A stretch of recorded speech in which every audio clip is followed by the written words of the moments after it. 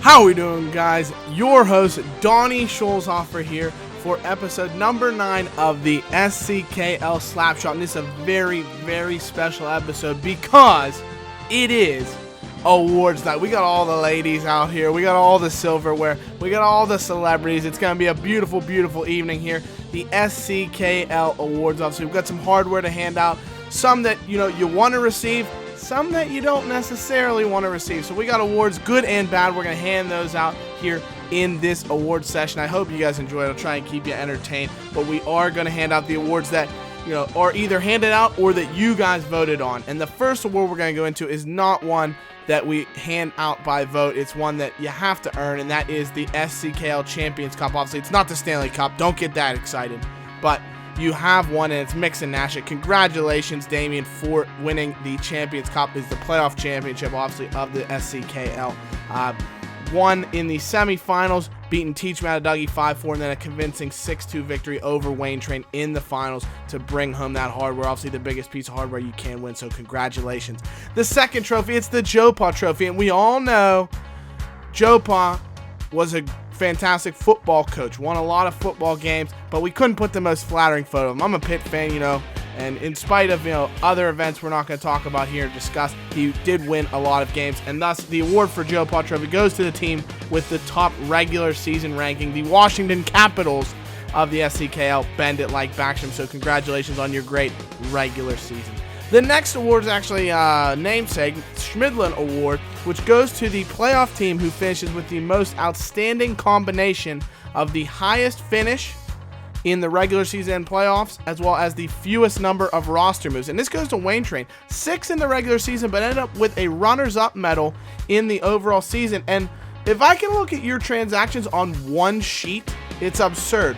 4 trades and only 1 or 2 roster moves, brought in a couple players, and even had to outdo a couple of bad draft choices that caused the auto draft, but only a couple of moves and finished up with a very successful season, so congrats to Wayne Train. The next award, the Patrick Waugh Award, arguably the best goaltender of all time, so this is awarded to the team with the best overall goaltending stats in the SCKL regular season. That goes to Chance of Fleury's, myself, bringing home the award. 81 wins, was second in the league, and then the best goals against average, save percentage, and shutouts in the entire league. And obviously, I have to shout out 4 unbelievable goaltenders on the team. Marc-Andre Fleury, our team's namesake, Brian Elliott, John Gibson, of course, and Jake Allen were unbelievable for the squad. And we also have to shout out Jeff Zakoff and Jimmy Howard, also played a couple of games for the team. So all 6 goalies, unbelievable season. Thank you so much for contributing to the award.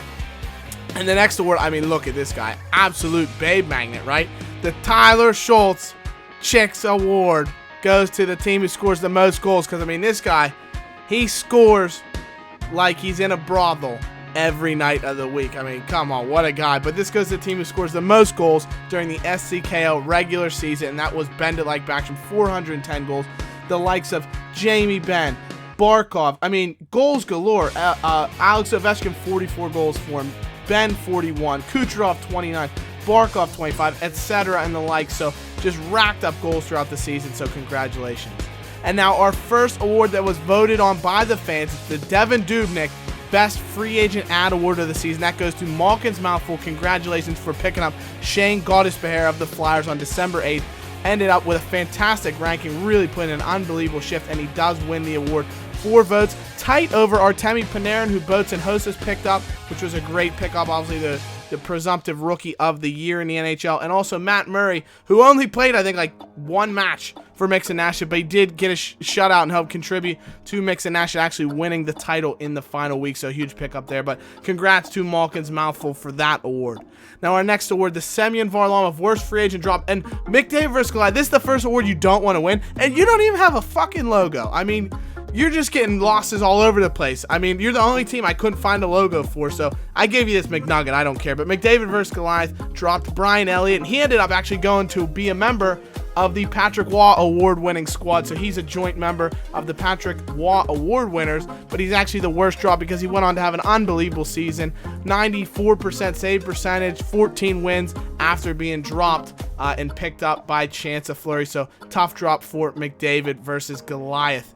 Our next award, it's an award you really want to win, the biggest draft steal, and this went to Teach Me How to Dougie. Congratulations to Carlino for drafting John Klingberg. Drafted him 26th overall, so he went in the 3rd round.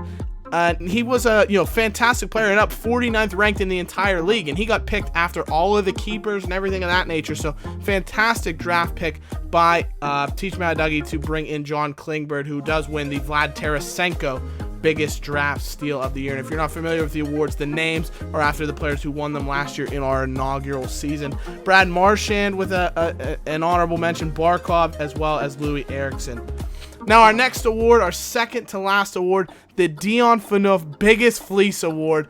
And this is, it was going to be won by Boats and Hostess regardless, but you have to give Boats and Hostess absolute credit for the fact that they were going to win no matter what. They had 4 trades available for the biggest fleece. So you have to congratulate Yuli on, really just showing that kind of inquisitiveness as a GM and come away with some really, really big moves out of the number that you did make. So congratulations on winning the Phaneuf Biggest Fleece Award to Boats and Hostess for bringing in stud Corey Perry.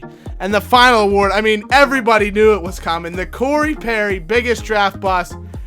David Pastrnak, the first overall pick in the SCKL draft, ended up ranked 500th in the league. I'm not going to say he sucks, but he ain't Sidney Crosby, that's for sure. So boozing with Bilesma. Schultz, he's got an award named after him. Now he's winning the worst award you could win.